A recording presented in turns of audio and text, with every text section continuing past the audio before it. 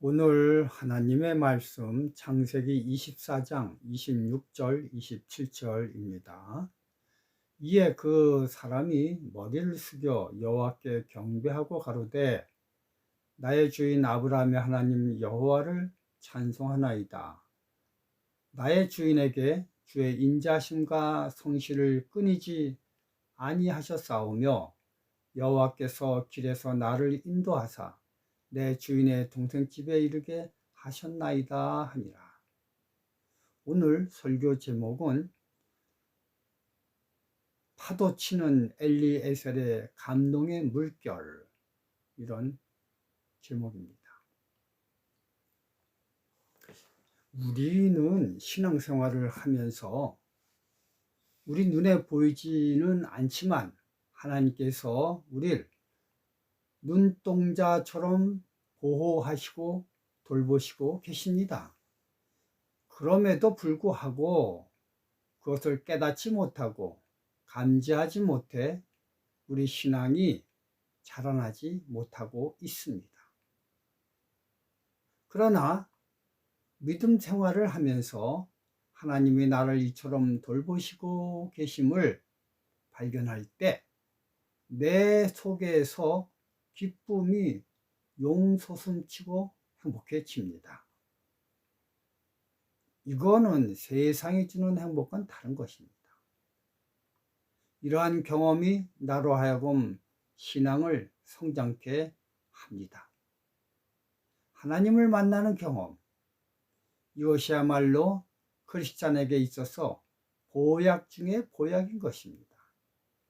그래서 요한은 말하기를 요한복음 17장 3절에 영생은 곧 유일하신 참 하나님과 그의 보내신 자 예수 그리스도를 아는 것이니이다 라고 하였습니다.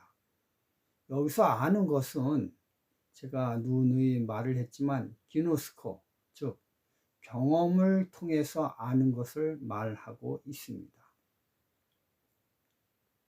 아브라함의 늙은 종 엘리에셀이 그의 주인 아브라함과 평생을 같이 살면서 아브라함을 통해 나타나는 하나님을 보며 그의 주인을 존경하고 또 그분이 믿는 하나님을 섬겼습니다.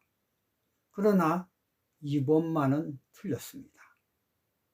그의 주인인 아브라함의 하나님이 아니라 자신 엘리에셀의 하나님을 만난 것입니다. 그로 인해 이삭의 결혼을 책임 맡으면서 그 전보다 월등하게 하늘문에 가까운 자신이 되어 있음을 발견하게 되었습니다. 그런데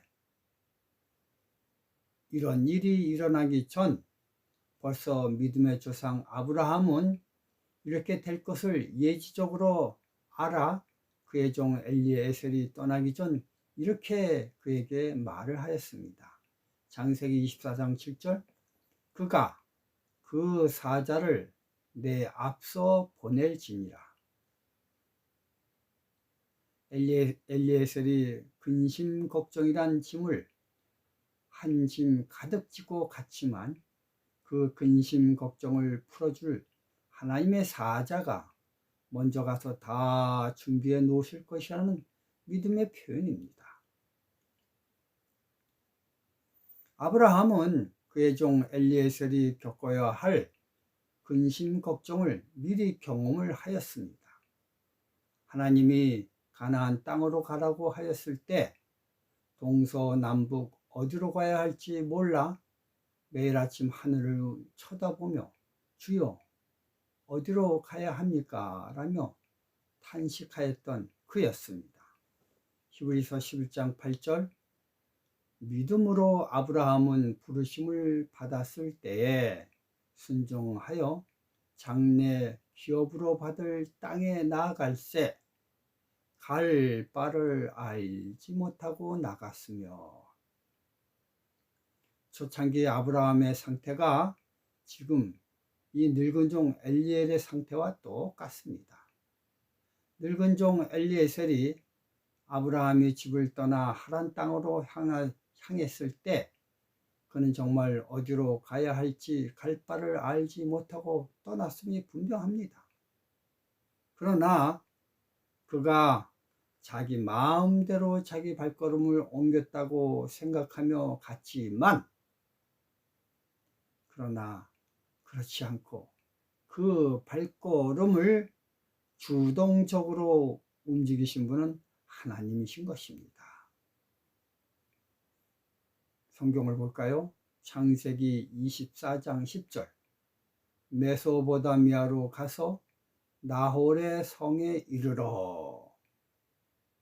어디에 이르러? 나홀의 성에 이르러. 메소보다미아가 얼마나 넓겠습니까?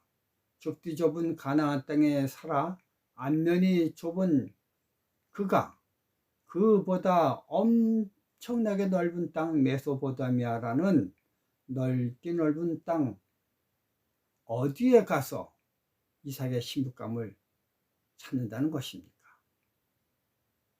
이것은 마치 제가 지리산에 살면서 무조건 서울에 가서 땅에 떨어진 바늘을 찾는 것과 같습니다. 그러나 하나님은 엘리에셀이 알지 못하지만 그의 발걸음을 그 넓어 수없이 많은 도시를 품고 있는 메소포타미아 그 평지에 가서 그 가운데 아브라함의 형제가 세운 나홀의 성에 도착하도록 하나님이 엘리에셀의 발걸음을 인도하신 것입니다. 그가 그것을 알아서 간 것은 아닙니다. 그가 그것을 의도적으로 찾은 것도 아닌 것입니다. 여러분, 이게 바로 하늘 천성 가는 신앙인들을 돌보시는 하나님의 모습입니다. 이런 하나님에도 불구하고 문제는 이런 하나님의 손길이 있음을 깨닫는 경험이 없는 것이 문제인 것입니다. 늙은 종 엘리에셀은 자기가 도착한 성이 그의 주인 아브라함의 형제의 성임을 깨닫지 못하고 이렇게 우물가에 도착하자 하나님께 이런 기도를 하였습니다. 창세기 24장 12절 14절. 그가 가로되 우리 주인 아브라함의 하나님 여호와여, 원컨대 오늘날 나로 순적히 만나게 하사 나의 주인 아브라함에게 은혜를 베푸시옵소서. 성중 사람의 딸들이 물 길로 나오겠사오니 내가 우물 곁에 섰다가 한 소녀에게 이르기를 정컨대 너는 물 항아리를 기울여 나로 마시게 하라 하리니 그의 대답이 마시라, 내가 당신의 약대에게도 마시우리라 하면 그는 주께서 주의 종 이삭을 위하여 정하신 자라. 이로 인하여 주께서 나의 주인에게 은혜 베푸심을 내가 알겠나이다. 엘리에셀 기도, 여기에는요 대단히 고단수의 부탁이 숨겨져 있습니다. 그것은 내가 물을 달라 하였을 때 물을 주는 것으로 드러난 행위, 이것만이 아니라 내 마음속에 담겨진 생각을 깨닫고 내 생각대로 내 부탁을 들은 소녀가 그렇게 행해 주기를 바라는 요청인 것입니다. 사실 물을 달라 할 때 물을 주는 것만으로도 대단한 오케이 사인입니다. 그러나 엘리에셀은 그것보다 차원이 훨씬 높은 자기 마음의 생각대로 그 소녀가 행동해 주는 것을 받아들일 때 하나님의 계심을 확신한다는 조건을 하나님께 내건 것입니다. 천지를 지으신 창조주 하나님이라면 겉으로 드러난 행위가 아니라 마음속에 생각하는 생각도 오케이 해달라는 정말 어마어마한 요청인 것입니다. 그러나 부족함이 없으신 하나님은 이 늙은 종의 모든 요청을 다 승인하여 주셨습니다. 창세기 24장 19절 마시우기를 다 하고 가로되 당신의 약대도 위하여 물을 기로 그것들로 배불리 마시게 하리이다. 이 말을 들은 아브라함의 종 엘리에셀은 놀라 눈이 휘둥그레지며 하나님을 향한 감동의 물결이 쓰나미처럼 몰려오는 것입니다. 그래서 벌린 입을, 참 감동적이죠.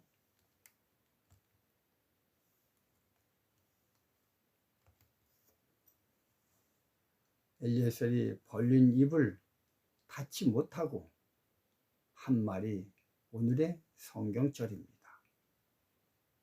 이에 그 사람이 머리를 숙여 여호와께 경배하고 가로되 나의 주인 아브라함의 하나님이여 나의 주인 아브라함의 하나님이 여호와를 찬송하나이다.